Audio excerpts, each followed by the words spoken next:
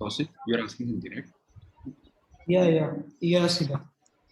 Like when we call a function in the transformation, like we will pass the whole data set to that function, or we'll be passing record by record to that function, and we'll be And doing what's the logic.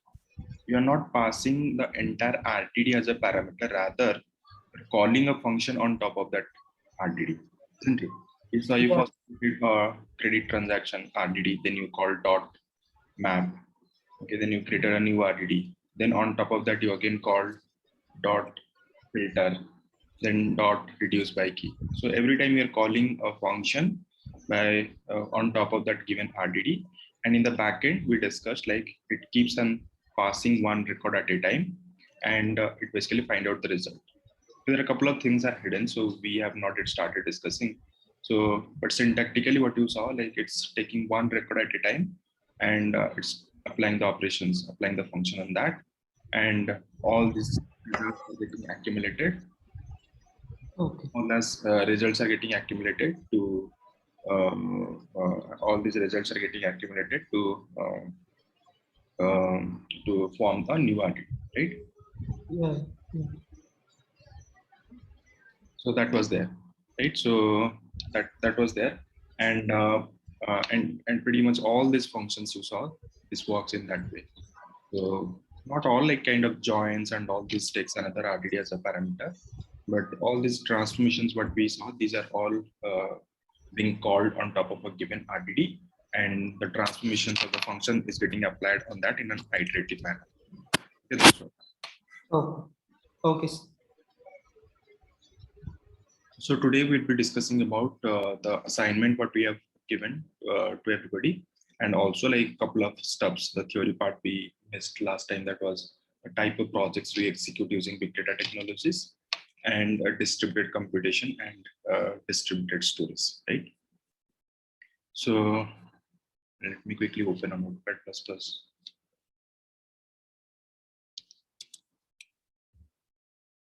Don't have Notepad++. Okay, fine. So before jumping into the assignment, I assume like everybody got a chance to work on this assignment, or still anybody having any queries? Arun, did you get a chance to go through the last session's recording, or yet to do that?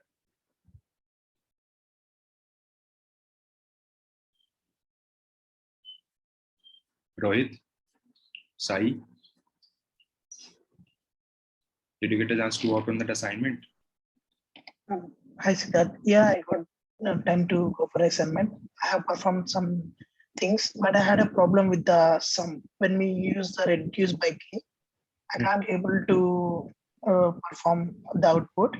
If you want, I can share my screen. I don't know where I'm doing wrong. Can you help me with that? Yeah, definitely. Just ping me in the ping the group chat. So I will take that code and I'll try that here. Oh yeah, sure. Okay, and Sai, did you get a chance to go to the last session's recording? Yeah, I have done the coding section. I have few doubts. How we gonna do it in the PySpark? Can we do it? I mean, the Spark section. Can we do it in PyCharm?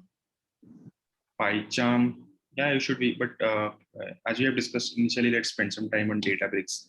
Then once we start Python, then everything will be on PyCharm only. Okay, I have done in PyCharm.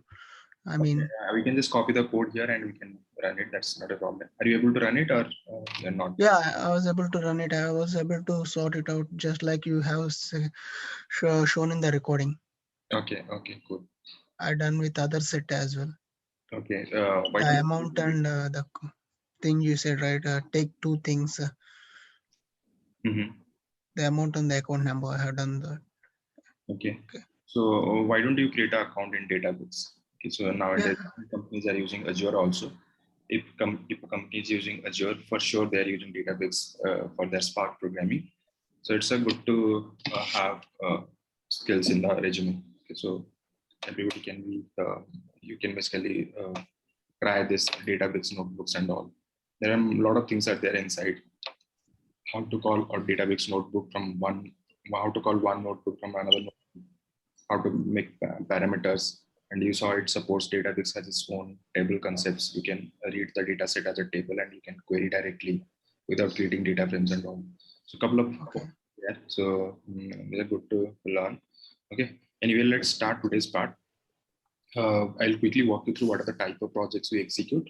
So which is important for everybody. Just every time you learn a new framework or language, we are first curious to know like what are the type of projects we will be working on this. What are the type of problems we are solving using this these tech stacks, right? So types of projects are projects we execute using not just Spark, rather I'm saying big data technology.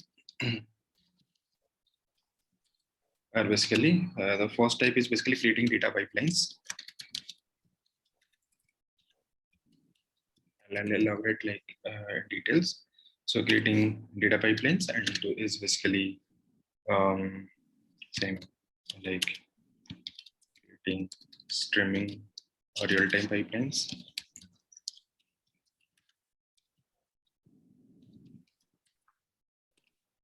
And 3 is basically you can say maximizing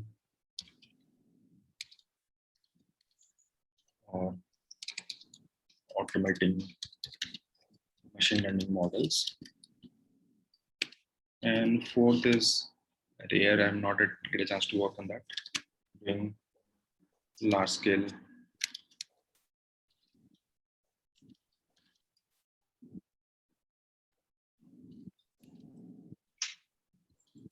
distributed graph analytics. Okay, so these are the major type of projects we execute here using big data technologies. So we should know this for sure because, as you know, like a Java developer inside your college time. Means I remember at my college time I learned Java. Like at that time I was aware like if you are learning Java means you are working on enterprise applications. Maybe some websites are there and creating the backend services like web services or microservices, and or basically the backend code, how to do the IO between the data and the application, that level of code, or code that is supporting the front end functionalities, all these things. Later, of course, a lot of modularization happens, like front end is completely independent than the back end logic. So that is basically and those things slowly started. But means as a Java programmer, you know, like you will be working on the backend programming or microservices given enterprise applications, right? So if you are learning, if you are finding SQL and Unix as interesting, so you can think of like you are working on the database side of all applications. Okay, creating the tables and writing efficient queries for the backend processing, means how to efficiently do read and write up data from front end to backend, means writing the backend code, backend queries, and shell scripting is required to automate the stuffs. Suppose every day, end of the day, you have to copy the production data from the production database to copy database, or yeah, copy database like that. So all those kind of stuffs we used to do as a SQL developer. But like if a person finds like operating system level stuff or security related stuffs interesting, that means you are working on enterprise securities and all. So similarly, as a data engineer, as a big data developer, we should know what type of projects we are executing. So, so data engineering is completely different. It's not, you generally don't compare it with normal software engineering and all. So, so basically, it's completely a different stuff. Okay, data engineering means you're playing around with the data. We are preparing all these services or solutions, programs to do the automation of the data engineering activities. Okay, so here a lot of programming is involved, like programming, SQL, okay, a little bit of DevOps, all these things are required here. So the most important thing is basically playing around with the data. Okay, how you can do the data transformations. So different source systems are there, and the data is not required as it is because these are transactional databases. How to basically convert it to analytical data. So those kind of things we'll discuss in details, but all these things are required. And what I'm mentioning, like first one is basically coding skill, not that extensively like the software engineering do. Software engineering have to learn all these algorithms, data structures and all. But for data engineering, some companies, they do ask a lot of tricky questions in the programming side. But honestly, like as a programmer, when you are working on real-time projects, you hardly use this graph tree and all. It's really, I am not it seen, like I'm working here in big data since last 7 years, 7, 8 years. I've never seen like you have some data pipelines where you are writing graph logic or tree logic. So, but still some people, some big companies like financial organizations, like if you go to Goldman or get Goldman Sachs and or any product-based company, then they may ask, like all these startups like Yulu and all. So they may ask, but normal companies, they never go into much details. Up to like data structure, linked list is sufficient. Linked list, how to reverse a linked list or how to print a linked list, those level of questions we can expect, and some aptitude level questions, some data transformation related use cases will be given, and you have to write the code for that. Okay, so programming is required, not extensively. You don't have to write tar of Hanoi or tree graph or like merge sort, quick sort. Those details level not required.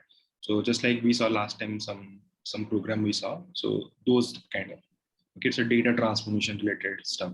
How you are transforming data from one format to another format, that level of coding required. Okay, if you know basics of core Python, that should be sufficient. Okay, so list, set, all these collections of Python, then all these loops, conditional expression like if else, okay, variable declarations, pattern matching. So these are the stuffs what we'll be discussing after this RDD. So those things are required. Okay, we will be discussing those stuffs. Okay, so that is programming is required, and SQL is a must. We have to be very good in SQL. Okay, means I would not say basics, rather we should be pro. We should be pro in SQL. Okay, if you know SQL, a lot of things can be done so easily. Like you don't have to, even you are starting in Spark. So programming, even though you have basic knowledge, if you are pro in SQL, so a lot of things you can do using SQL itself. Okay, for us, the data engineer, as the name suggests, so data engineering means we should know how to play around with data, and that for that SQL is the best tool.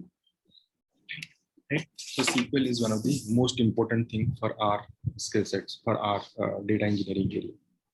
Okay, so not stored procedure and stored function. So you know, like SQL and PL SQL. PL SQL is the programming version of SQL. So those things not required, only SQL. Okay, only SQL means you know how to basically do the aggregations, group by, then aggregate functions and all this. Then some analytical functions like how to find row rank, row number rank, and what else? And basically say how to compare the record by record using lead, lag, those kind of stuff. Calculating cumulative sums or running aggregates, those kind of matrices. Okay, and how to efficiently use subqueries. Okay, how to write queries so that it will not read the entire data and do the processing, rather only a limited amount of data will be scanned for your query processing. So those kind of stuffs. Okay, SQL query is a must, we are saying. So SQL, so programming language, basics of programming language, you should be mastering SQL query and a little bit of DevOps too. Okay, DevOps is basically how to automate the stuffs. These days, you know, like everything is running on cloud, right? So since companies are investing a lot of money on cloud, so the idea is basically not to basically hire or entertain multiple DevOps. Okay, you'll be wondering, like if you're working on startups, like we'll see like 3-4 projects are working, only one DevOps guy is there, because everything is handled by the cloud itself. So not many DevOps required to monitor or basically set up the clusters or monitor the clusters and create user accesses. All these stuffs, everything is managed here. Okay, you are creating a cluster. We'll discuss that. What is cluster and all. You are creating a network of 100 computers. You are basically creating a big data cluster of 100 computers. So it's pretty much like a few clicks, you can create a cluster. And max nowadays, like we are doing infrastructure coding, you can write a script to create a cluster using CloudFormation template or Terraform. So there are a couple of scripting environments, infrastructure scripting technologies are there. So that we are using, and that is again once you once you create one script to create a cluster, the same script can run in multiple environment and you can create clusters automatically. You don't have to even go to AWS console and create a AWS portal and then do all these things manually. You can do it through your command prompt itself. Okay, so some DevOps skills. Okay, so those level of Terraform scripting, and most of the time the DevOps people generally develop. But we as a big data developer, we should be having basic knowledge. We should be able to tweak it if we require some small change. We should know how to change it and all, or some little bit of like what is users, roles, those kind of stuffs are also required, right? So those kind of stuffs are also required. Okay, so these are the couple of points what we should always focus on. Okay, just remember, as a big data developer or as a data engineer, we should be pro in SQL, and we should be very good at we should be good at programming language, and we should have some knowledge on DevOps part like Shell script. Okay, so AWS services, like how to automate it. So those kind of things. Okay, pretty much all these things we'll be discussing in details here. So, but you start improving your knowledge on those areas. Okay, this as per my experience, I have seen these things. Okay, so I also moved from software engineering to data engineering. I was initially a Java developer. I was working on Spring, Hibernate, and creating micro batches using RESTful services and all. And then slowly I started learning how to map to those, and then I moved to completely big data steps. So that's the transition I have observed. So as a software engineer, most of the time we mostly focus on the programming part. Even query part also, we depend upon the DB team. We ask them to write an efficient query and create the proper index and all, so that the query will be faster. So we sometimes don't even touch the SQL queries. But nowadays but after moving to data engineering, so queries becomes very common for us. Like we should and must write efficient. We should be able to write efficient queries and do data IO between the systems and the Spark framework or Spark clusters and all. Okay, so these are a couple of things we need to remember. So people who are from non-programming background, you can just keep a note on that, and also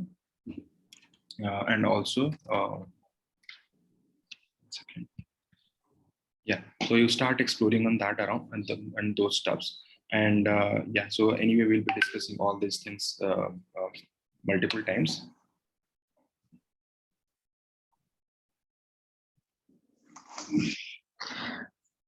Anybody having any queries till now? Okay, so now let's come into the type of projects we execute using big data technologies. First one is creating data pipelines. Okay, so what do you mean that, like creating data pipelines? Pipeline, as the name says, it's normal plain English only. So creating data pipelines means you are creating an automation system to pull data from the source systems and refresh your data. Okay, there are multiple examples we can discuss on that. So everybody should be aware, and you should know, like as a data engineer, till which part we are working in a data pipelines. So first of all, what is the essence? What's the requirement of data pipelines? Data pipelines means, I'm saying, like you are pulling data from your source systems or the transactional systems, and you are creating a warehouse or data mart or lake out of it. Okay, and creating this entire process and automatic, these are all coming under the data pipeline thing. So for example, I'll take Indian companies example. For example, you can think, say, all these businesses, unless and until you do some analysis, you will not get the full picture of the project, full picture of the business. For example, so suppose you are running a business. Okay, so take the example of Reliance. They have multiple business verticals. Okay, so they have Reliance Telecommunication, that is Jio, Reliance Petrochemicals, Reliance Finance, Reliance Entertainment. Multiple businesses are there. Okay, so transactions are happening. So people are purchasing Jio SIM cards. They're recharging every month, every quarter, like that. And people are recharging for the talk times, for internet or the data. And all these stuffs. Okay? And these are basically happening through their online portal. Right? They have a portal where people can register themselves and they can start doing all these stuffs. Okay, and this data, like in the backend, all these operations are getting captured as the databases. Let's suppose in the backend they have used like Microsoft SQL Server or Oracle database. So these all these transactions records are captured there. So how the business team will understand about this data? So transactions are happening. Okay, I just went there and I just recharged 100 rupees in my mobile on Reliance U on their website. Okay, how this information will be known to the business team or the Ambani families or their board of director who are making the major business decisions. They don't they don't come to the databases. They don't come to the like floor, like where the development team is sitting and they sit beside them and query the tables and get the informations. No, not like that. They will always see all the informations as they will see different reports. They don't do this low level programming, low level querying. Rather, what they do, oh my God. So if you just search dashboards,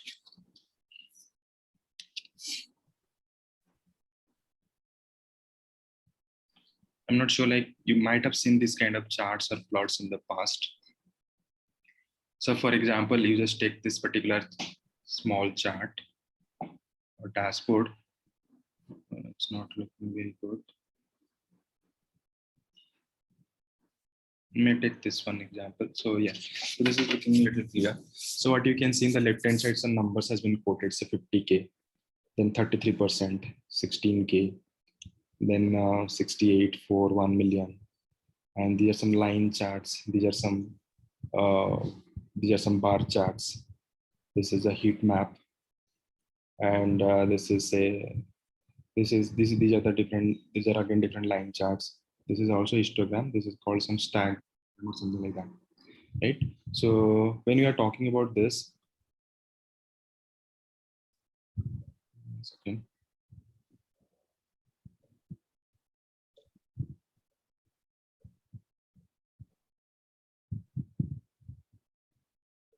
Yeah, so when you are basically talking about these kind of charts, like so businesses always use these particular charts for their own understanding of the business. Maybe these charts, what you can see, maybe these numbers of 50K is the total number of customers who did the mobile recharge today. 33% is basically the total increase in transaction compared to last month. The 16K is nothing but say total new customers came to their system. The 68 is nothing but the number of people just moved out of your network. Okay, they didn't find Jio as a good network, so they moved out. This 4 is a what? 4 is the quarter number. Say it's a fourth quarter. 1 million is the total customer base. We have total 1 million customers. Okay, and these are say daily revenue. Okay, you can see these are stacked bar chart. So what they do,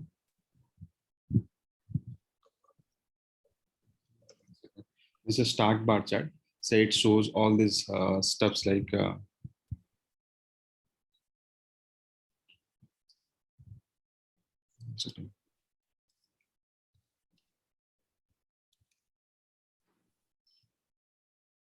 okay, so what we are doing, so this is basically at a daily level. So this blue bar is basically all about so this blue bar is all about the total revenue come from Reliance Jio prepaid, and this green bar is basically about the green bar is all about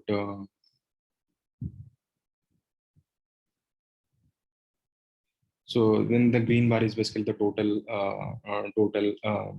revenue from the Reliance Jio fiber optical cable, and this red color is basically red color is it's a bad debt, like people are using postpaid but they are not making the payment end of the month.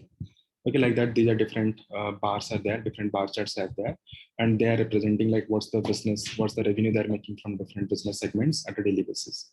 And these are the revenue trend. In the bottom you can see this revenue trend. Hey Puneet, you just joined, right? Yeah, so yeah, we just started. So just try to like understand like what you're discussing. If you get a chance to go through last session's recording, then it's then you can basically understand this. Otherwise, just try to interpret, since I don't want to break the flow. Okay, so yeah, so coming to the this point, so we were like discussing the type of projects. First type is basically creating data pipelines. So what's the essence of data pipelines? To create all these charts and plots. Okay, so and these line charts are showing say daily revenue. Okay, daily revenue. So in the first of month, so you can see a lot of first day of a month, huge spike. Then it's reducing till the mid of month, and then it's again picking up and like that. Because most of the time, if you are doing monthly recharge, so you do recharge your mobile in the beginning of the month or end of month, and mostly during the mid there is less because you have already recharged. So that's the pattern it's appearing. Okay, and these are this heat map is basically representing the total revenue or the profit you are making from different business sectors. So the red color is basically postpaid. This green color is basically Reliance Jio prepaid, and this is a Reliance optical fiber, and this is something I don't know, like that. So basically you have different business sectors and these all plots and charts are basically backed by the data, actual data. Okay, not these are created using some HTML or JavaScript. Rather, these are proper data. Okay, we the data engineers prepare the backend data for all these reports and charts. But my point, so we data engineers don't create these charts and plots. Of course, maybe once you are 10, 20 years experience, maybe you are into a management role, and also there you have to look after all these stuffs, maybe the data engineering, visualizations, and all these stuffs. But for now, as a data engineers, so our job is basically to create the backend data for all these plots and charts. Okay, we basically pull data from all these source systems, and we do the data cleansing, and we do the data denormalizations, or we call it as data curation. And we prepare the data for this and load it to our data mart or warehouse. And this visualization softwares like Microsoft Power BI or Tableau, they connect to that system, that the data mart, and they pull data and then create these plots and charts over here. Okay, that's how basically things happen. Okay, these are basically creating data pipelines. So our job is to basically create that data mart and automating the process so that every day, whatever the new transaction, new data points arrive to the system, that just came to our system, that basically, whatever the new data or whatever the business happened in the yesterday's or last day, paste those data and again process it and append that newly added data to our data mart.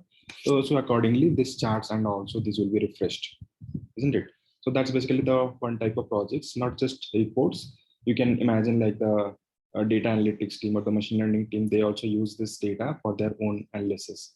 They create different machine learning models and they create different plots, charts to do all these activities. Okay, so that is basically how you are, that is basically all about the data pipelines.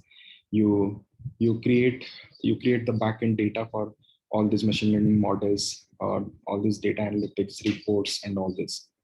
Okay, we use the big data technologies to ingest data from all these different systems, do the data curation, basically processing the data. Maybe processing as in you can think of in this way.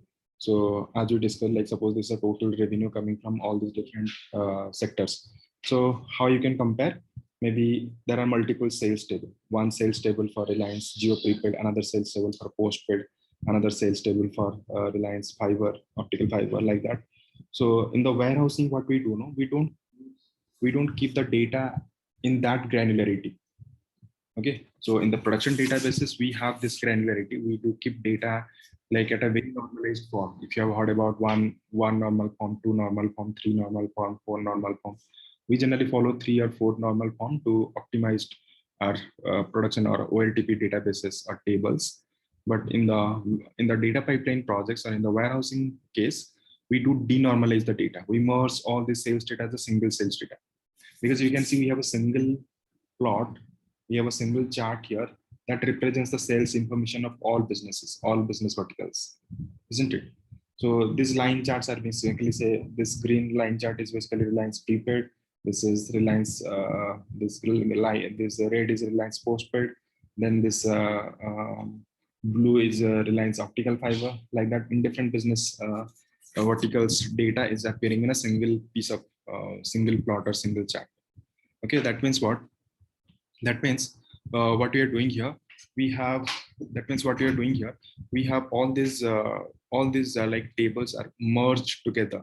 All sales table are merged together as a single sales fact table. Okay, we'll discuss what is fact and dimension in details, but now just hear these words. Okay, so build your understanding on the data engineering side. And similarly, we have customer data. We have different customer tables. We merge them together as a single dimension table. Okay, we have multiple products table and we merge them as a single product table. Okay, like that. So that is what I'm referring as data denormalizations. We are basically in the data curation phase. After pulling data from the source system, we are doing the data curation. So in the data curation, so in the data,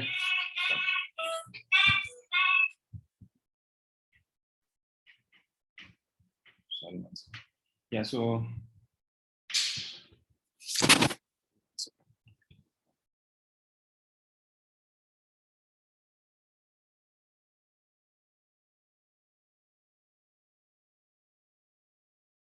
sorry. So that's basically the data denormalizations part. So we are doing the data denormalization, and so we are then doing the data denormalizations. So then we are preparing the data, and those data is basically used as the backend data for this chart. That means this visualization people, when they connect to our data mart, maybe AWS Redshift or Hive, any database you have used, or MPP database you have used for the storage, they connect that and they find one sales fact table, and they can create a heat map out of it, or they can create a bar chart out of it, like that. Okay, so we prepare the data for them. That's one type of use cases. And also, of course, we automate it so that every day the new data what is been added to the production database, those also we capture it, and we do the all these operations. We do the data curation and append it to the MPV database. Okay, that's how basically we work, right? That's there. And the second type of project is basically the second type of project. So this is basically the first type of project. Anybody having any query on this? Raj, Rohit, anybody? Venkatesh, do you have any queries like on the data pipeline projects and all? No. 90% of time you will be working on these kind of projects. 90% of time. Okay, so and the reason is obvious, right? Because not just big firms, it's now every small startups are also doing this kind of data pipeline or the data engineering work. So earlier, like companies who were having lot of fund, lot of budget, they only invest in data analytics. But nowadays it's a essence of business. If you're not doing data analytics, if you're not understanding your own data properly, then you have a lot of competitors. Somebody else, some other company will come, they will outperform you, they will disrupt you. So that's why like data analytics is now it's a mandate of every business. So that's why you are seeing this growing demand of data engineering and data science, data analytics folks, right? So every small startups to big companies, every company does this data engineering activities. Okay, they do create data pipelines and they create dashboards. They do create data marts and warehouses, and on top of that, they do create all these reports, charts, and all this. Okay, so that's first type of project, and second type of project is basically creating real-time pipelines. Okay, so creating real-time pipelines means what we discussed last time. It's more or less similar to that, but these are basically on a real-time it happens. Okay, the data pipelines mostly these are batch-based pipelines. End of the day or end of the week, end of the month, we do run the pipelines to refresh the data marts. But another thing is basically we have to update the data marts at a real-time basis. Okay, so for example, you are working in some finance organization. Okay, you are providing credits on digital wallets, or you are providing you are a credit card and company. So for you, like so doing this analysis at a real time is really required. It's mandatory. Okay, for example, you are nowadays you see a lot of fintech companies are emerging. So fintech companies are doing a lot of experimentation on the current market data. They do understand the expense patterns, and they do analyze and they do create different models to understand the credit worthiness of different customers and the repaying capacity and customers loyalty. They do different research to find out that, and they provide credits on their wallet. There are different digital wallet. I'm not aware of US, but here in India, if you heard about Paytm and this Ola Money, so they do provide credits on their wallet. So they should do proper analysis before doing all this, isn't it? Otherwise what will happen if there is a problem in that system and it got somebody, a group of people just got to know about that flaw. What they do, they will start exploiting your system. Okay, so suppose you have a very small startup and you have a very small customer base, maybe not than 1 lakh. So you're starting and you have a capacity to basically give credits not more than 5 crore rupees a day. So you have some funding and you're trying to making use of that and trying to improve the business. So then what you do, you basically started this business and you're providing credits on your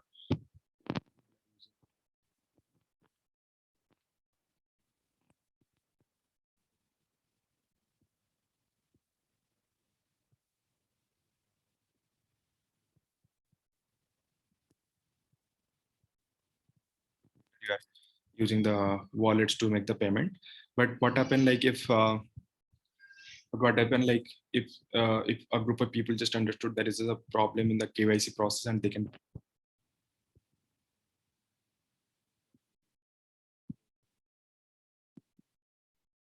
so like at a daily basis you are say Yes, Siddharth. yes, I think my voice is cutting in and out, I guess. Looks Sorry? like for me. sorry Your voice? Yeah, your voice, it seems to be going off sometime. is it for everybody? Yeah, even for me, it's not like continuous. Not continuous, it's just going off and coming back again. Oh, okay. I think I was just picking up laptop. That's why. Okay, is it better now? Yeah, good. Yeah, just stop me there. Okay, if you just see voice problem and all, and just interrupt me. Okay. Yeah. So coming to the same use case, what I was discussing, like this what you call this credit business. So you have to monitor the business at a real time, like every second or every minute, how much of transactions happening in your system. You should have an eye on that. You should be having real-time reports or real-time dashboards to show your current behavior, current systems behavior. Okay, if you just if you can't track it, so there are chances like if there is a bug in your system and it got identified by the users, they can exploit your system and maybe they can empty your wallet, right? So for that, we should build fraud detection systems, real-time reporting on all these case studies. Okay, all these things we do. One second. All these things we do on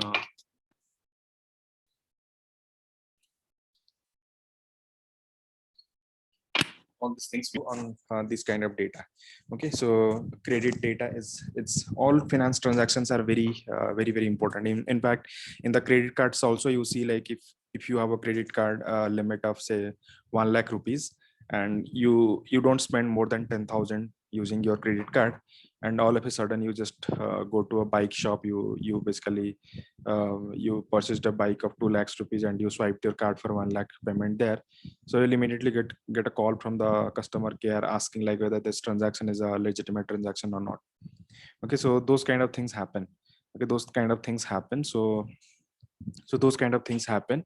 So what we do, we should be having systems in place to basically address this kind of problems. Okay, so for those, like we build real-time systems, fraud detection system. So we calculate different matrices or different KPIs for each user or each user group, and then we track like whether a transaction is violating these rules or these underwriting rules. If it is violating, then we can then basically we can raise a alert and we should inform the customer, yeah, something like this happened. Okay, like that. Similarly this real-time monitoring stuffs, you are a bike sharing companies or you are providing credits on wallet, so you need to have an eye like how much of volume of transactions you are are basically being dispatched from your system to different users. You are monitoring it, and if you see all of a sudden there is a huge spike, like say you spend 1 crore every minute, but it's becoming say 1.5 crore or 2 crore every for continuously few minutes, that means it's something risky. Might be that can be a positive thing. Maybe you are running some campaigns, you are some offers are there, you are providing your wallet to make the payment at Swiggy, Zomato, and there is some cricket matches going on, and you are also running some campaigns, and you are expecting a boost in revenue. So that is fine. But if in a normal day you are seeing a huge spike, even though there is no much no such campaigns are going on, that means what is happening? That means for sure there is some problem, there is some bug in your system, and people have some of the users have identified, and they're trying to exploit your system. So you have to you should be having a control to pause your system, okay, or basically block those customers who are making huge transactions, right? So those kind of systems should be there. So for that, so those kind of systems should be there. So for that, what we are doing, so for that we are creating real-time pipelines, okay, real-time or streaming pipelines to solve those kind of problems. Okay, so fraud detection systems, real-time monitoring, these are classic examples of and also like these advertisements. You know, companies spend millions of dollars in advertisement, you know, like so all these products are being rendered there in Twitter, then in YouTube advertisements, and these email campaigns, okay, and Facebook campaigns.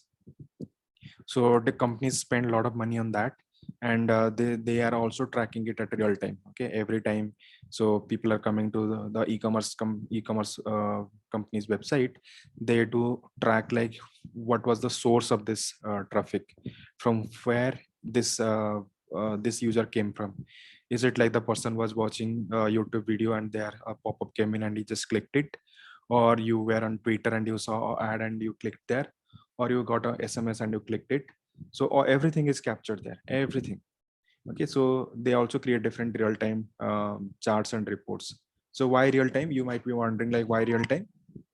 Why real-time? Because if you see in Facebook ads and Twitter ads, they do charge per second basis, per minute basis. Okay, so you have to bid, like if you are a product from one of the category which is very popular, and there are a lot of competitors out there, and they are always bidding, they're always competing with each other, who will be paying more to go to the top.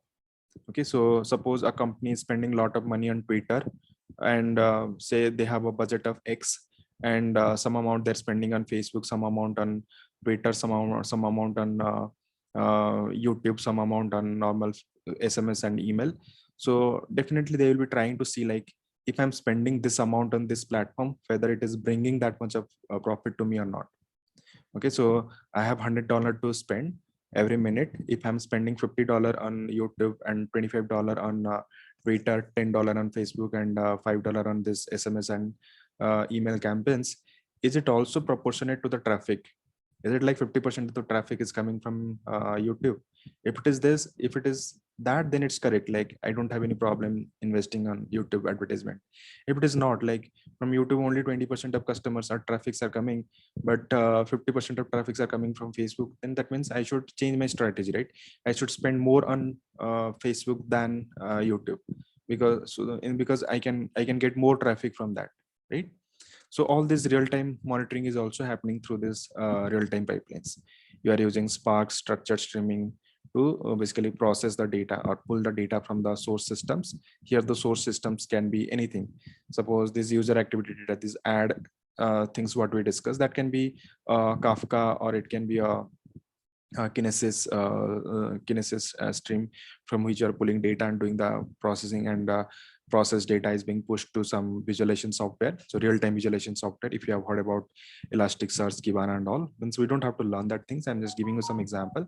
So companies create or build real-time dashboards using ELK stack, Elasticsearch and Kibana.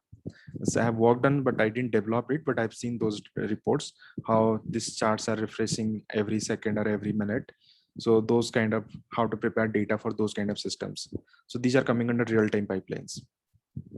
Okay, and the third type of projects are basically, third type of use cases are basically productionalizing or automating machine learning models. Okay, machine learning models are basically you can think of in this way. 1 second, sorry.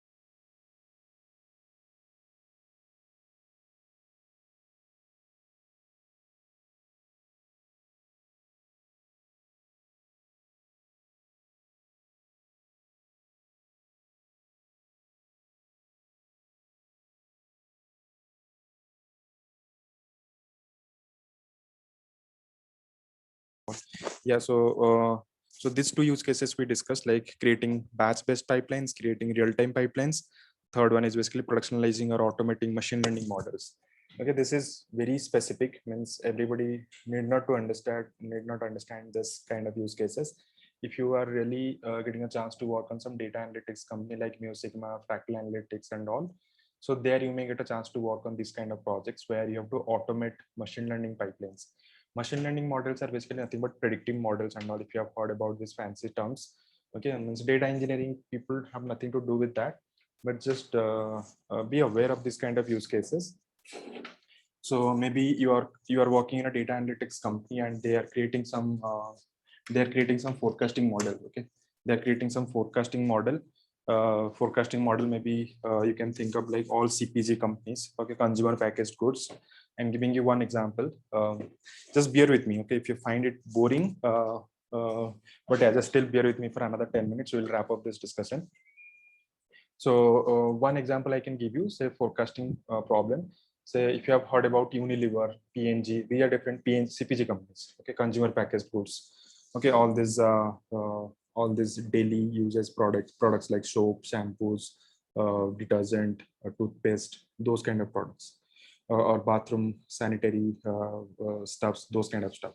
Okay, so I was working for Fractal Analytics. There I was working with a use case with Unilever. Means there were like multiple data science people. I was working as a data engineer. So they were creating a model for forecasting model for Surf Excel. Okay, so you might be wondering like why these guys are doing these things, but like these are all important for every other business. Why? Because so these kind of products have a very strict deadline. Means you have to sell this product in 6 months or 1 year, otherwise it will get expired, because these are chemicals, and chemicals compounds have certain lifetime. Means it should be consumed during those time, otherwise it will be expired, and you have to throw it out. So Surf Excel, it's one of the very popular brand here in Indian market. So every quarter, like say they have tons of Surf Excel they are selling in the country. So they have to plan it accordingly. So in the month of rainy season, there will be a problem with the manufacturing, and still the demand will be same.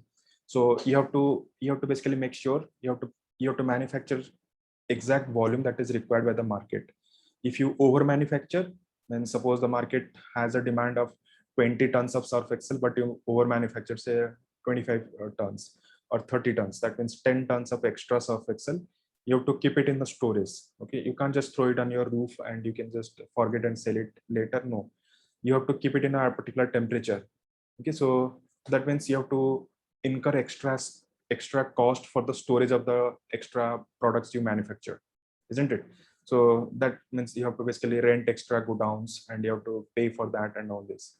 Similarly, if you under manufacture, say your market requirement is 20 tons, but you manufacture only 15 tons, that is 5 tons deficit. That means customers will come and customers will visit the supermarket and they will find Surf Excel is not there. Once they will return back, because they are your loyal customers. Second time they will not return, because they have to wash your clothes and all, wash their clothes and all. So they will try some different different product. They're seeing TV ads, say Ariel and all this. They will try Ariel, and if they start finding it good, so it's similar to Surf Excel, or it's better than that, or it's similar to that with less price. So what they will do, they will start going forward, they will start using that product. That means you're losing your business. So that's why you have to exactly manufacture the volume what is required. Means whatever the demand is there, you have to manufacture exactly same. Otherwise, you have to pay extra cost for the godowns, or you have to lose, or you will lose some business because of this deficit, right? So you have to create some, so machine learning or the data science people, they create some forecasting model. They call it as time series forecasting and all. They forecast like by looking at the current consumption in the market in different areas. They will forecast like how much of volume is required in the next quarter or next month, so that the business have to instruct the plants to manufacture X volume by this time or by that time. Okay, so these are basically the machine learning models. Means we data engineers don't do anything. We don't know what is time series forecasting, what is this and all. But what the data science team, they do all this analysis, and they create some models. And once it is working fine, business give them a green signal. Yeah, this model is good. It's doing right estimation. So let's make it automate. Like let's make it automatic. Means initial time, like when the data science team developed that model, there is a lot of work involved, a lot of sophisticated mathematical algorithms required. But once the model has been developed, we don't need them. Like the data engineering team can come and they can rerun the same models every month or every quarter basis the frequency, and they can get the output, and basis that business can use that analysis. Okay, so there we data engineering team work means collaboratively with them. First thing we do, create the data, we do the data preparation for them. So as we know in the first two sections, like creating data pipelines and creating real-time data pipelines, we do create data pipelines for those and we do create data pipelines, and our end result is data marts or warehouses, which is being consumed by the reporting team or the data science team. So here also similar story. We prepare the data, and the data science team use that data to build the time series models. And later we automate that also. Okay, so this Spark has machine learning modules. Okay, this Flink, every distributed computation framework has a machine learning module is also there. Okay, by using those machine learning modules, we are basically replicating the same solution in Spark. Okay, maybe the data science team, they created the model using a sample data. They most of the time do the analysis on sample data, not the entire data. Because if you take the example of entire market data, it's in petabyte scale data in the entire Indian market, right? So they take a sample data and then do the research, and they do create all these models and all. Later, if you require to do the same thing on the entire data, so you have to use distributed computation like Spark, Hadoop, and all this. So that means we have to rewrite the code along with them. Okay, and we again have to automate these things, so that like every month end they get the new result, and that is being sent to the customer business team. Okay, so we are so sometimes if you're working on data analytics company, you may also get a chance to work on these kind of projects. So these are really interesting and very challenging projects also. So sometimes you will see same function is giving one result there in normal Python machine learning, Python scikit-learn, and the same model in Spark is giving little different result. So you have to understand, you have to debug it, and you have to basically adjust that result. A lot of things are there. Okay, these are tricky projects, but interesting, but very rare. Like there are only handful of data analytics company. If you get a chance to work with them, then you may get a chance to work with them. Okay, that is the third type of project, and the fourth type of project is doing large scale graph analytics. Okay, graph is basically, graph is what? The definition of graph is basically is a collection of nodes and edges. Graph is nothing but it's a collection of nodes and edges. So all social media networks, like our data is kept there as a graph database, not a normal RDBMS. If you just search graph,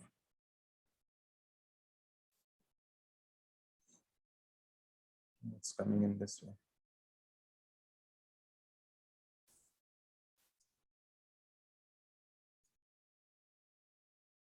So you can think of in this way. Okay, so this is a social media network.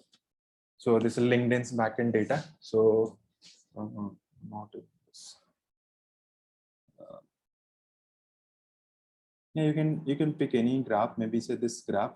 These are all different nodes. All these bubbles are appearing here. These are different, representing different person, and these edges are representing the relationship. Suppose we are connected over LinkedIn, so there is a connection between them. So suppose I am connected with another person. Okay, that means this red dot and this red dot are connected. They can be linked through this node. Okay, you means we both can have some mutual friend, and we can so basically what the idea is, basically the backend data for every other social media network, and not just limited to social media network. Nowadays these e-commerce companies have also started doing this kind of research. So once you fill these graphs, then you can do a lot of pattern mining there. You can identify different relationships and all. So LinkedIn is doing this kind of mining at a daily basis, and they are recommending you new friends, so that your usage will be increased there over LinkedIn and Facebook and all this. So large scale. So you can imagine like companies like Facebook or Google, or companies like Amazon.in or Flipkart. They must be having huge graphs, and they are doing a lot of analysis on that. So this can be done on normal standalone systems. You have to use some distributed computation. So Spark has a graph framework also, GraphX, that is also used for this kind of graph analytics. Okay, so all this stuffs. Okay, these are the 4 type of use cases what we discussed. So, but honestly, like you will be spending like 90% of time working in the first type of projects, maybe 5% of time or 8% of time on real-time pipelines, and these 2 are very rare. Okay, if you are really lucky, you get a chance to work on data analytics company, or you may work on this kind of analysis. Okay, these are the type of projects we execute, and we should and must know. Okay, so that we'll get to know like, yeah, in which directions we are going into.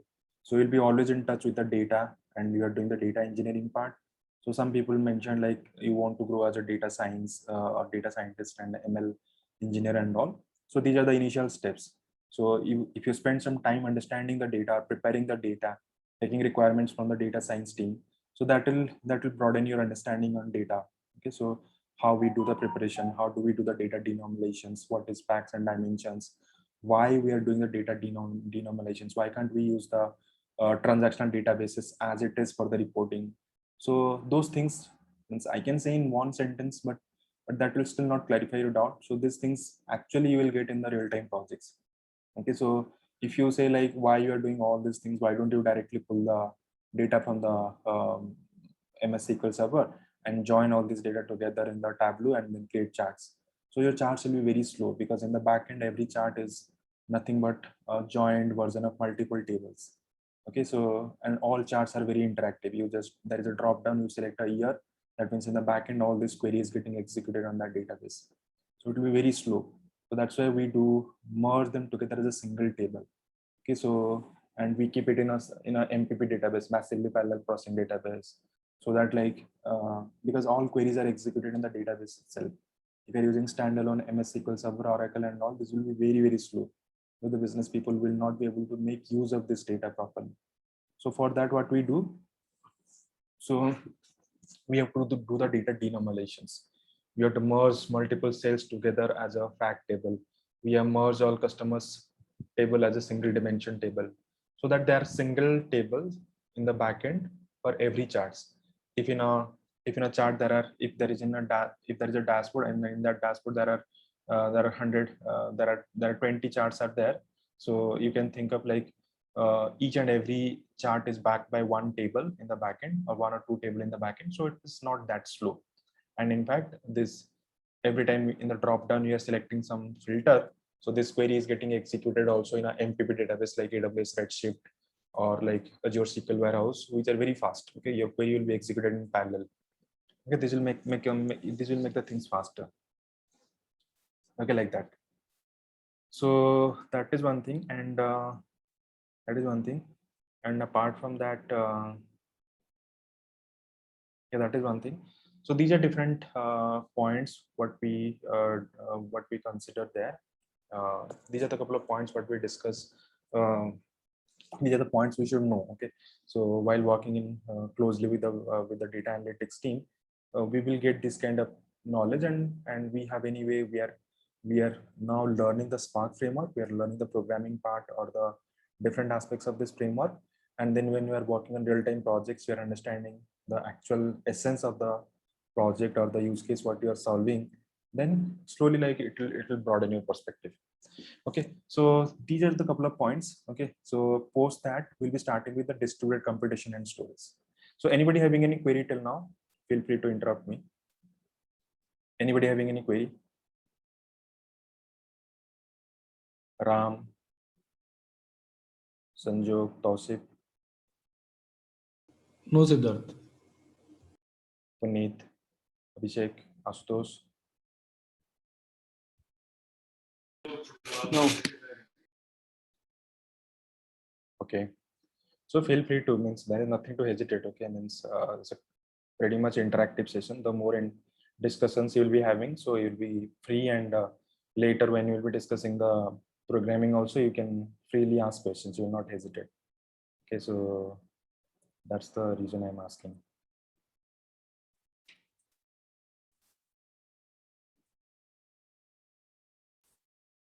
Okay, so let's discuss about distributed computation and storage. So pretty much whatever the things we discussed, no, it's not new, isn't it? It's not new. Like reporting is not new. Big data came when? Big data came. Big data means Hadoop is the first open distributed computation, which came in the year of 2000. Spark came in the year of 2011. So don't you think like this kind of activities were still going on in the industries even before big data technologies came into the market?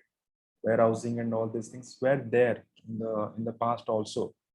People were using normal SQL, like people were using Microsoft SQL warehouse or Oracle warehouse. They were doing all these activities earlier also. Okay, means all these big businesses, banks, they do see the reports and charts at a daily basis, weekly basis, monthly basis. They do consume these reports and charts. Okay, but why these things we are discussing now? Like what's the value addition happened post big data technologies came in?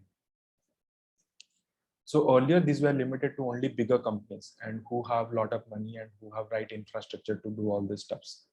Okay, because everything is paid. Okay, means people were using Informatica, this Oracle, OBI, this data stays. There are different license tools. You know, these are very, very costly tools. Like per user, they kind of charge $1,000 or $500 per year, or like group licenses, they do charge $10,000, $20,000 even per year. These are very costly solutions. Still, they have a limitation. They can't scale because they are all running on a single machine, isn't it? They all run on a single machine. Okay, they everything run on a single machine, and so that's why like a single machine has a limited capacity, isn't it? So it doesn't matter how premium machine you procure. Say you took a machine having say 100 CPU or 100 core, and say 10 GB or 100 GB or 300 or 400 GB of RAM. Still, it is limited to 400 GB of data processing, isn't it? So that's right. Like doesn't matter how premium or how efficient machine you procure, but still it has a limitation. So it has a limitation. You can process certain amount of data on that. Okay, you can process certain amount of data there. So you can process certain amount of certain amount of data there, and yeah, certain amount of data there. But now, so after big data came in, these are all open source technologies. Okay, so they are in Informatica. You have to purchase the license. Say it's a $10,000 a year, and also you have to set up the infrastructure. Machines are not free with the license, right? You have to procure the servers and you have to do the installations and all this. Okay, you have a 10 people team. Maybe you require 2 to 3 licenses and maybe 2 bigger servers. All these things are there. Okay, servers are fine. Means we are computing. We require the machines to process that. But these licenses are very costly, and at the same time, it's not very much scalable. Now it is given that every other Indian startup, successful startups, if you consider this Swiggy, Zomato, BookMyShow, and this what do you call BookMyShow and this Yulu, Rapido, this bike rental companies. These small companies, they are generating hundreds of GBs of data, TBs of data at a daily basis. Okay, so in fact, like you will see some companies, some startups which are pure data analytics companies. Okay, they only do data analytics. So how they will be managing, like if they will be paying this much of license and they have to pay the employees, and again they have huge data which cannot be processed using this license tools, then how they will be doing that? So for that, this distributed computations frameworks, they just opened up a completely different areas or different areas of analysis or research, right? So all these reportings and all these things which people were doing earlier using the traditional warehouses or this traditional ETL tools, now the same thing can be done using big data technologies. In fact, nowadays you will see a lot of migration projects. So stuff has been implemented using Informatica and OBI, and companies were trying to replicate the same solutions using these open source tools. And license will always keep on increasing. Every year they will increase the price, right? It's part of business. Even the Oracle database, if you take the example, every year the price will increase at least 10%, 15, 5-10% they will increase, isn't it? So that means like there is a lot of cost. At the same time, there is not infinite scaling. The scaling is also limited. So for that, this big data technologies came in, and you can solve the same problem, the ETL problem, using Spark. And machine, only you are paying for the machine price. Okay, you are paying only for the machines, but for the computation, this is completely open source, Apache licensed. Anybody can download that framework and start using it, and we are pretty much doing the same thing here, isn't it? So that's basically this distributed computation framework came in. Okay, in fact, if you just take the example, say this example, you can just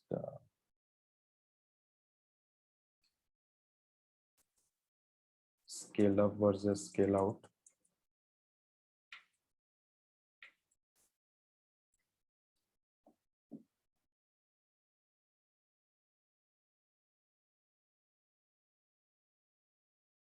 So these are the basics. Like if you don't understand this, so sometimes I feel like it creates as if like you are just by hearting the stuffs. So the broader perspective, we should be having that understanding. And anyway, we are doing a lot of hands-on. We'll be doing. Where is that picture at?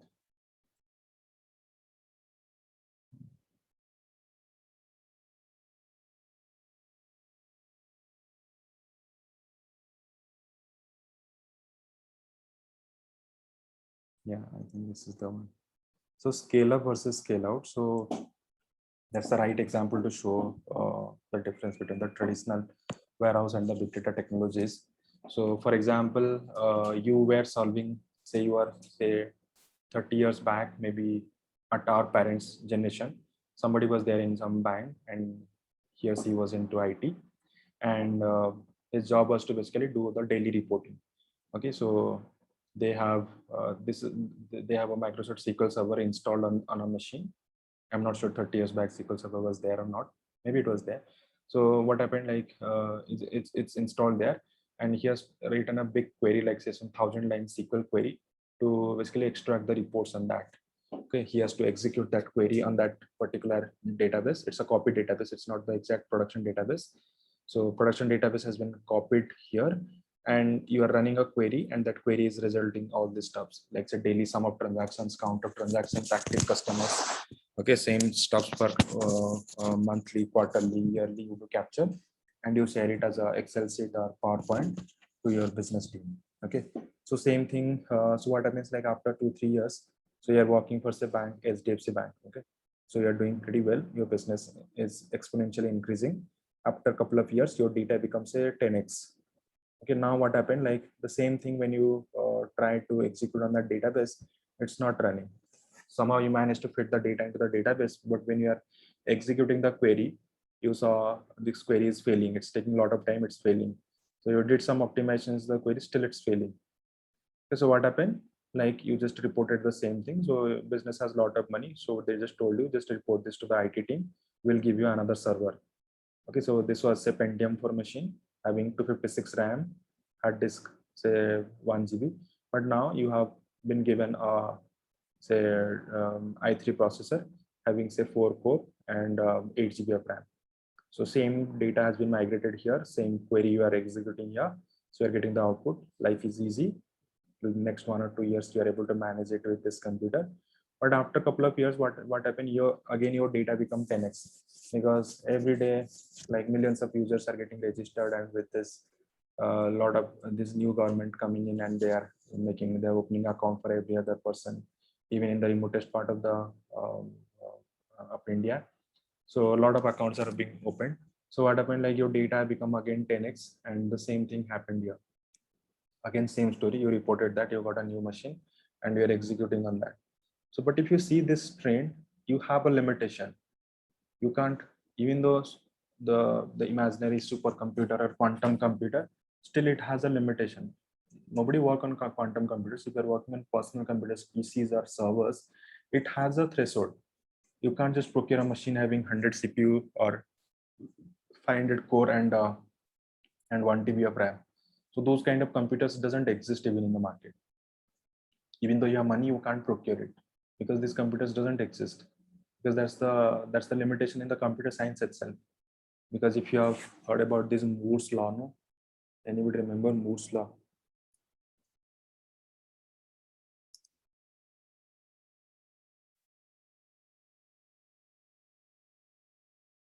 Moore's law refers to the perception that the number of transistors on a microchip doubles every 2 years, though the cost of the computer is halved. That means what they're saying, every 2 years only the computation capacity can be doubled. Okay, means it's very linear, like the computer capacity increases in a linear scale. But the volume of data we are gathering is basically exponential. It's in this manner. The computation capacity is increasing linearly, but the data volume is increasing exponentially. So they can never match, isn't it? They can never match. You're understanding my point. So computation capacity has a limitation, but the volume of data, you can see now the very remotest place here in India is in the corner, like still there is internet accessible. This Jio or Airtel is available. People are using Facebook, WhatsApp and all, and they're using net banking. So still they are generating data. So data is increasing like exponentially, but the computation capacity is still linear. So because of that, like this kind of solution is not very much scalable. And this problem is identified very early in the year of 2000 by a group of like smart people in Yahoo. They started this Hadoop framework. They just decided, like, our core business is data. Yahoo, Google, Facebook, their core business is data, isn't it? So data is their business. They have nothing else. They are not any physical assets which they're selling and buying and they're making profit. Their whole business is data. They're using your data to give you the right advertisements, right recommendations. Okay, so they have platforms like Facebook, it's providing ads. So they understand your behavior and basis that they're showing you relevant ads. So same for YouTube, same for Google search engine and all this, right? So here, so they just identified this. So they're saying our whole business is that, like, if we have a limitation in the computation, then if we just keep waiting, then slowly we'll run out of business. Means we will no more in business if we are not able to process this huge data. So this scale out solution came in. So if your data set size increase, like it becomes doubles, don't increase the hardware capacity of that machine like the previous instance. Rather, try to basically club two systems together and make use of that. Or your data become threefold, you bring another computer and you create a network and then make use of these three computers collectively. Okay, so don't use this. This is called scale up. Means in the same machine the processing capacity is increased. Here different machines are added to create a bigger computation unit. Okay, that's the thing. That's basically the distributed computation. So first Hadoop came in, then Spark came in, then Flink came in. We'll discuss these differences between these three frameworks and all. But now that's the fundamental of distributed computation. Earlier we were solving this problem on a single machine. Now we are solving the same problem using not the traditional approach, rather in a distributed approach. Now, earlier you were writing a Python script or you are writing a SQL query that is being executed on that machine. Okay, any of this machine. So you are writing a Java program or Python script or Shell script or SQL program that is basically solving all this problem. But now you are basically working in a clustered environment. Multiple computers are clubbed together to form a cluster. So here, what will happen? Here basically you have you have multiple computers, not a single computer. All these things what we discussed, so these are all standalone in nature. Standalone means you install Oracle, it will be installed on a single machine only. You install Python kernel, it will be installed on a single machine only. If you connected 10 computers and you run Python program on one machine, so Python is not intelligent enough to basically distribute your computation to all these 10 computers in the network, because it's not designed in that way. All these traditional programming languages, framework, these are all standalone. They only know how to share the computation processing, like the RAM and the processor of a single computer, not multiple computers, right? So they know only this. Now, okay, they know only this. So then how, that means like for sure, like we have to learn a new type of framework. Okay, whatever we have learned earlier, like SQL, programming languages. So these will not help you distributing your computation and storage across multiple computers in the network. Okay, they are all standalone. Now we have to learn a new technique, new framework, which has a capacity to distribute our computation and storage. Okay, if I create a network of 3 computers, if I execute a program here, so that computer or that framework itself is intelligent enough to break that entire application into multiple smaller tasks and then distribute it across all computers. And all these computers will process those tasks in parallel in round robin fashion. You have 30 tasks to be executed. The application what you submitted, it has been broken into 30 tasks. So you have said like each computer will process 10 tasks at a time, but each computer has a capacity to process only say 2 tasks at a time. So that means this computer just ran it in 5 iterations, 2 at a time, 5 iterations, 2 at a time, 5 iterations, 2 at a time. In that way, it just completed the execution, isn't it? Like that. That's how basically we do all this. That's how basically we do all these steps, all these analysis, isn't it? So that problem just makes us learn a new framework, the new distributed framework, Spark. Okay, but earlier you were installing Python on this machine or on this machine or this machine, and you're executing the stuff. But if you install Python on all these 3 machines, this will not distribute because Python doesn't know how to share the RAM and processor of other computers. It will basically run it on this machine only. The rest of the 2 computers will remain untouched.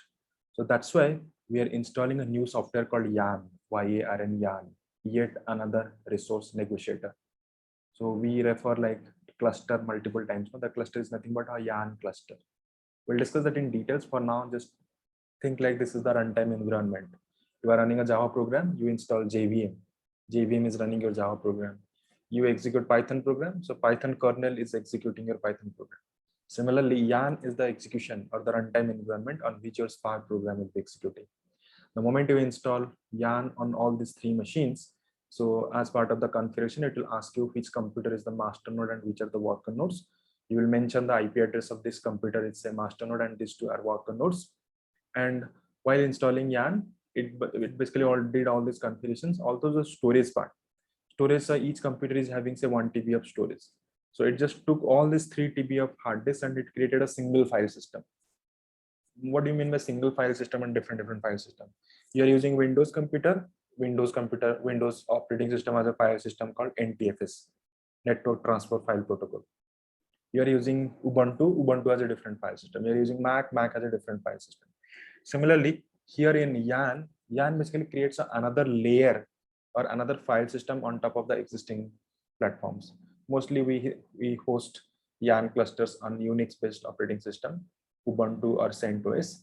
So what happens, like you can expect the same thing. On top of all this parent operating system, parent file system, it adds an extra layer, and that is called HDFS, Hadoop Distributed File System. It's a particular type of file system. Suppose you have 3 TB of hard disk, it just break it into multiple 128 MB blocks. Okay, just like in your computer, you have C drive, D drive, E drive, F drive, like you have created 250 GB hard disks, 4 such disks. Now, it doesn't do that. Rather, it creates a very tiny disks or tiny drives, you can say, like 128 MB only each, and it creates thousands or lakhs of 128 MB blocks. Okay, And when you store the data, your data will be broken into multiple 128 MB blocks, and it will be stored on different computers.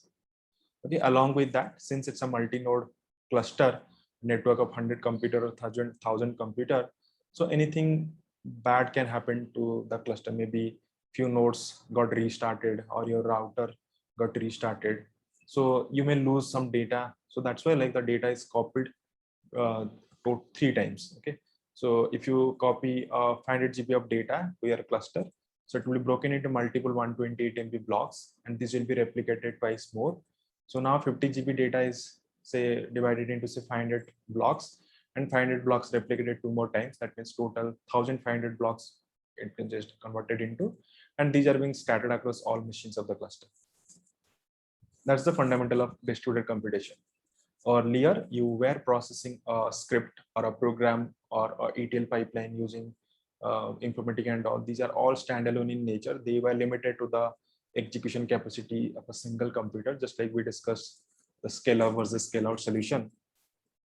Now we just came up with a new concept called distributed processing. So now you installed Yarn cluster. On top of Yarn cluster, you are installing all this. On top of Yarn cluster, you are executing your Spark job. So first of all, when you are copying data from your traditional systems to the big data cluster, it's just broken into multiple 128 MB blocks, copied 2 more times, scattered across all machines. And but still it creates a single namespace, single URL. Okay, and programmatically you use that particular URL to do the data read and write, isn't it? So just like you saw last session, we just uploaded our data, the sample.txt or create transaction.csv, and assume like the data is 100 GB of data. After uploading that, it just broke that into 128 MB blocks, replicated thrice, but still it creates a single URL for that file.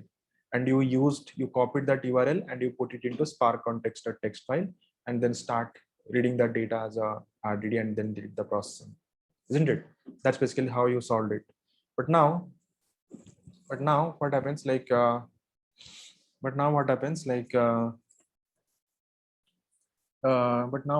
say you have but now what happens like say you have now this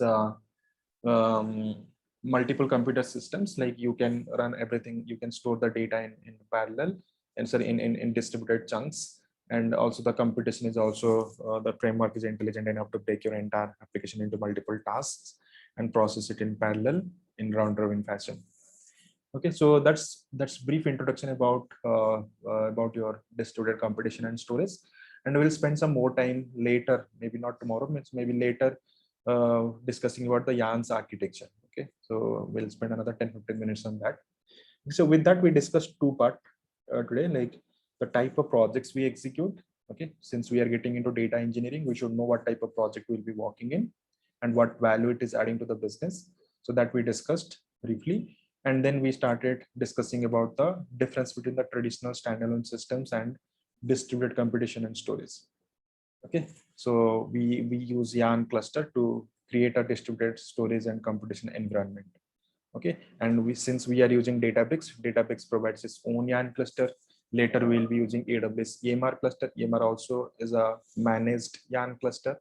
With few clicks, you can create 2 node, 3 node, 100 node cluster there and start executing your Spark job on top of that, right? Like that. So that's basically about this part. And the next thing is basically we'll discuss about the RDD. Okay, what is RDD? The RDD part we'll be discussing.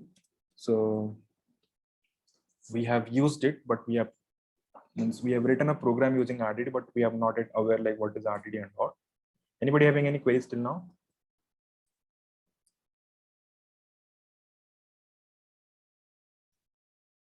Raj?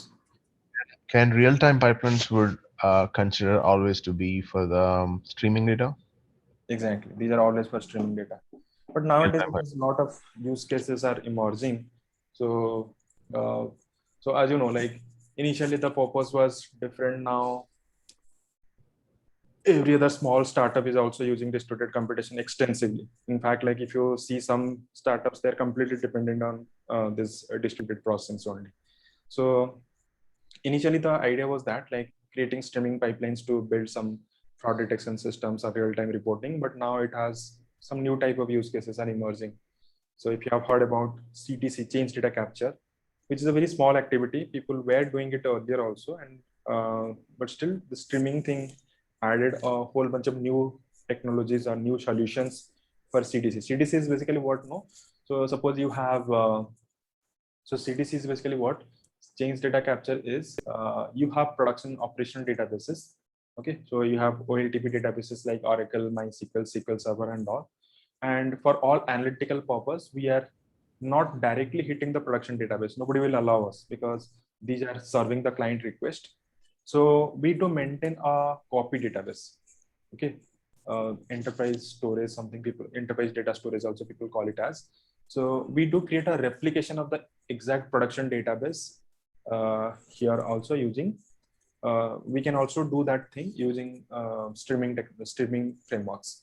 Then I'll tell you some example. I'll give you some example. Maybe suppose your backend databases are MS SQL Server. Okay, and we are saying for analytical use cases, the engineering team is not giving us access. Okay, they're saying no, analytical use cases cannot connect to our database directly because our database will be slow.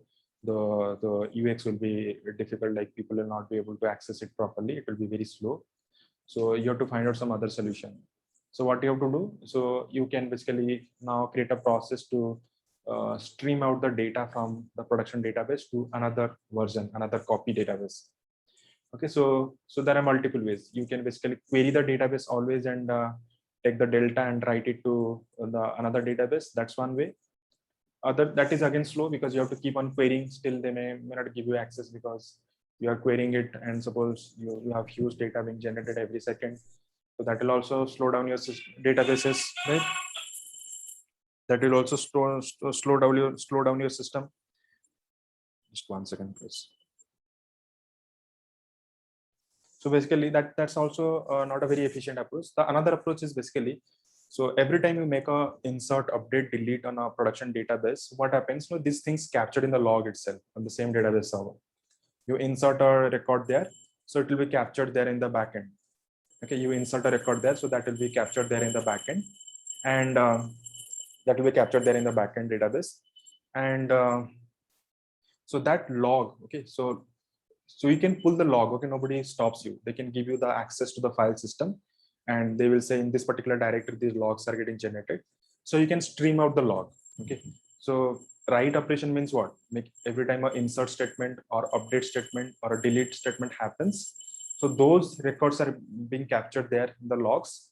And if you just read the logs and you will understand, or you decipher the log, it will not create the SQL statements as it is. It will be some JSON format.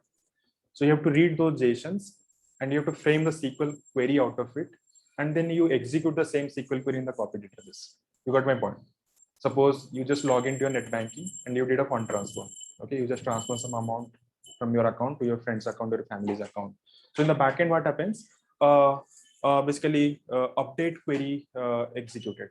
So one update query executed on your record, and one insert query and another update query executed there in the beneficiary account. So what will happen? No, so if you just take those two queries, okay, suppose update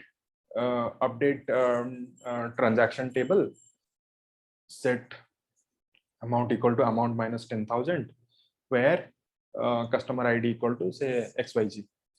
So that's the update query happened executed on your system, and similar query executed on the other record, your beneficiary record also. So if you take these two query as it is and you execute it there in the copy database, so same thing happened. Your databases are now in sync. You didn't pull the data explicitly, rather you just took the queries. Similarly, insert a new account been registered. That means a new insert statement happened in the user table, isn't it? And also in the transaction table, some new transaction, initial deposit what you made, so that is being added. So if you take these two queries and execute it there in the copy database, now the new customer ID also inserted here, and its transaction table is also getting updated, isn't it?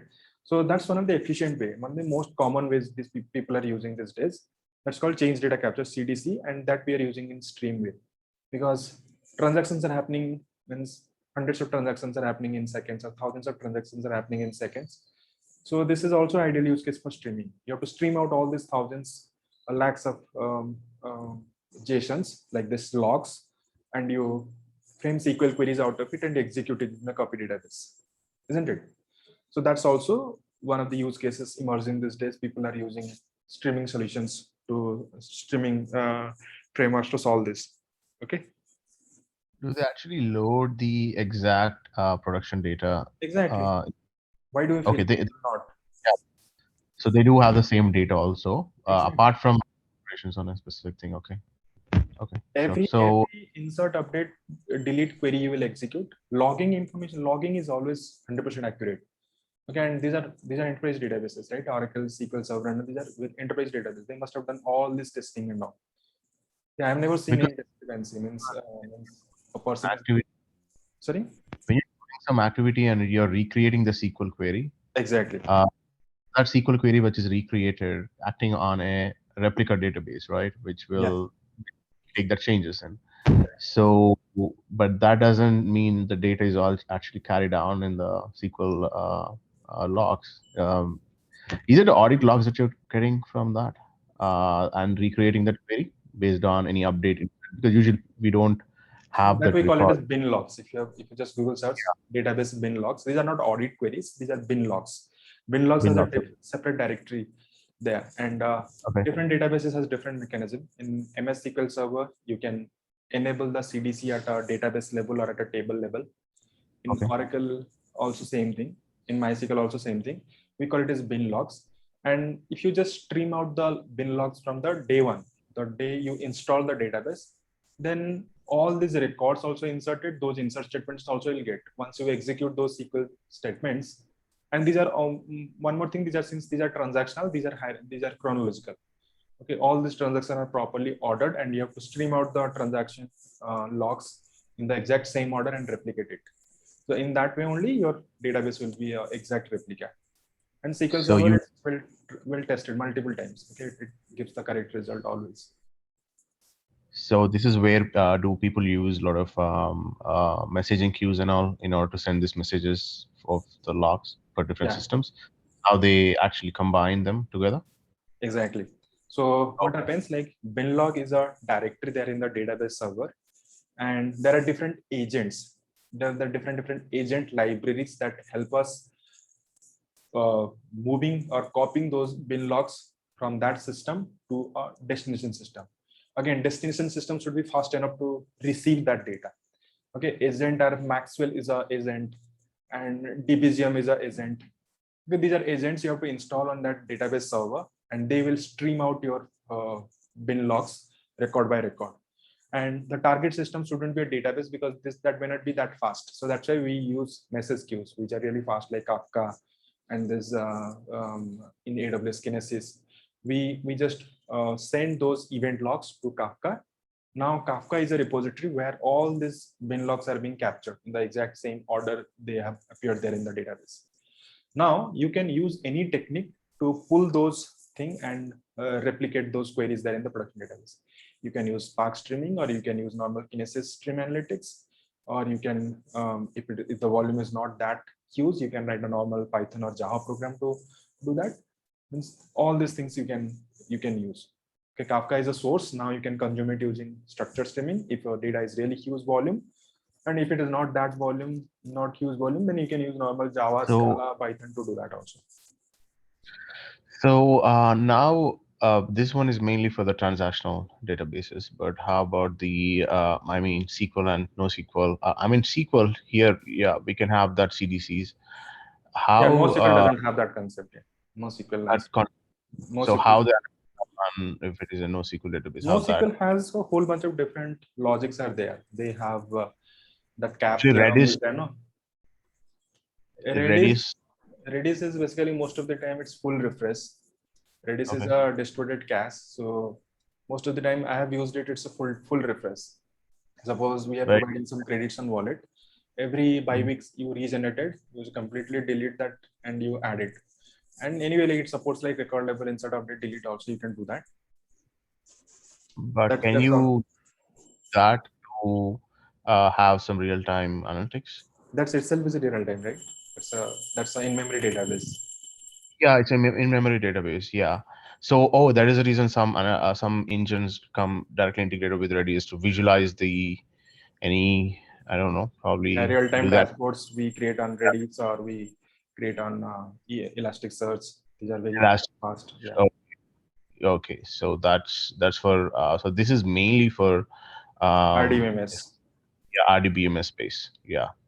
Yeah. Sounds so Actually, it depends on every SQL, NoSQL solution. Just in case of MongoDB, there is an oplog.